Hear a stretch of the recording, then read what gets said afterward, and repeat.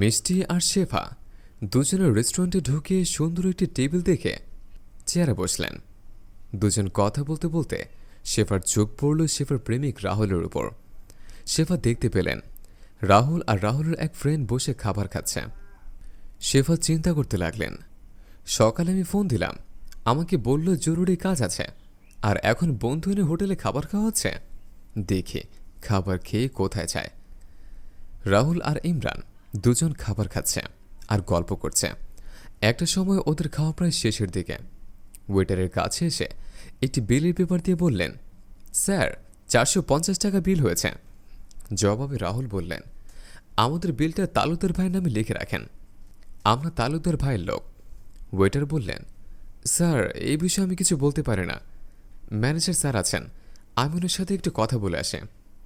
কথা বলে ওয়েটার ওখান থেকে চলে গেল। দূর থেকে সবকিছু দেখছিলেন শেফা রাহুল কি করে। ওয়েটার ম্যানেজারের কাছে এসে বললেন, স্যার আমাদের দুজন গেস্ট এসে লাঞ্চ করেছে, আমি বিল নিয়ে গেলাম, আমাকে বলেছে ওনাদের বিল নাকি তালুকদার ভাই দেবেন। ম্যানেজার বললেন, ও তালুকদার, আচ্ছা ঠিক আছে, সমস্যা নাই, ওনাদের বিলটা তালুকদার ভাইয়ের নামে এন্ট্রি করে দাও, আর দেখো আরও কিছু লাগে কিনা। ম্যানেজারের সাথে কথা বলে ওয়েটার রাহুলের কাছে চলে গেল। রাহুলের কাছে এসে বললেন, স্যার আপনাদের বিল পাস হয়েছে, আপনাদের আরও কিছু লাগবে? রাহুল বললেন, না আর কিছু লাগবে না, এবার আপনি আসতে পারেন। ওয়েটার ওখান থেকে চলে গেলেন। রাহুল আর ইমরান টেবিল ছেড়ে উঠে বাইরের দিকে রওনা দিল। রাহুল ইমরানকে নিয়ে বাইরে যেতে দেখে শেফা আর মিষ্টি ওদের সামনে গিয়ে দাঁড়ালেন। শেফাকে দেখে রাহুল চমকে গিয়ে বললেন, শেফা তুমি তুমি এখানে? জবাবে শেফা বললেন, আমি এখানে না আসলে বুঝতে পারতাম না বড় ভাইদের নাম ভাঙিয়ে হোটেলে বসে লাঞ্চ করা হয়। আজ বুঝতে পেরেছে ফেসবুকে নামি দামি হোটেলের ছবিগুলো কিভাবে পোস্ট করা হয়। বড় ভাইদের নামে লাঞ্চ করে করে একটা সেলফি তুলে ফেসবুকে আপলোড করা হয়, তাই না? শেফার কথা শুনে রাহুল বললেন, তুমি সব কি বলছো? বড় ভাই নামে লাঞ্চ করা হয় মানে? আমরা দুজন লাঞ্চ করে নগদ টাকা পরিশোধ করে দিলাম, তুমি সব কি বলছো? আমরা কি ফকিরের ঘরে পোলাপান নাকি? রাহুলের কথা শুনে শেফা রেগে গিয়ে বললেন, চুপ করো, আর একটা কথা বলবা না।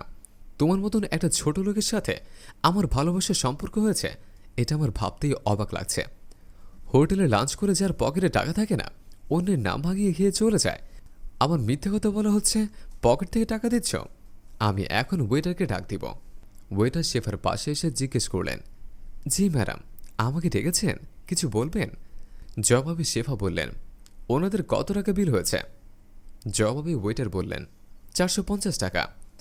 ওয়েটারের কথা শুনে শেফা বললেন, ওনাদের লাঞ্চের বিলটা কার নামে এন্ট্রি করা হয়েছে? সাথে সাথে ওয়েটার বলে দিলেন, তালুকদার ভাইয়ের নামে। শেফার মাথায় যেন রক্ত উঠে গেল। শেফা রাহুলকে বলতে লাগলেন, তুমি আমার সামনে দাঁড়িয়ে মিথ্যা কথা বলতে পারো? তাহলে আমাদের বিয়ের পরে তুমি কি করবা? তোমার সাথে সংসার করব কিভাবে? যার মনোবল এতটাই দুর্বল, তুমি কি জানো তুমি বড় ভাইদের নামে যখন খেয়ে যাও, তোমার ওই বড় ভাইয়ের কাছে তোমার আত্মসম্মান কোথায় থাকে? ওরা তোমার বিল পরিশোধ করে কিসের জন্য জানো? তোমাদের মতো লোভী মানুষদের চামচা বানিয়ে রাখার জন্য। তোমাদের একবেলা লাঞ্চ করিয়ে তোমাদেরকে চামচা বানিয়ে রেখেছে।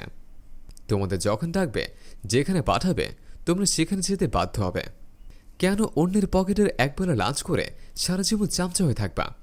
নিজের পায়ে দাঁড়ানো শিখেছ, এখন চেষ্টা করো নিজের মতো চলতে, নিজের আত্মসম্মানকে ধরে রাখতে।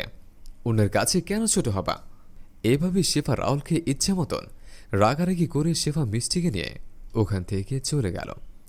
রাহুল চিন্তা করতে লাগলেন, শেফা তো ঠিকই বলেছে, আমরা একবেলা লাঞ্চ করে ওই বড় ভাইদের চামচা হয়ে যাই, যখন যেখানে খুশি সেখানে পাঠিয়ে দেয়, আর আমরা নাটের মতো ঘুরতে থাকি।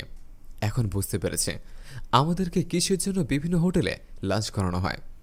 এই কথা ভেবে রাহুল ইমরানকে নিয়ে ওখান থেকে চলে গেল। বন্ধুরা, আমাদের এই গল্পটি যদি ভালো লেগে থাকে তাহলে অবশ্যই লাইক, কমেন্ট এবং শেয়ার করবেন। ধন্যবাদ।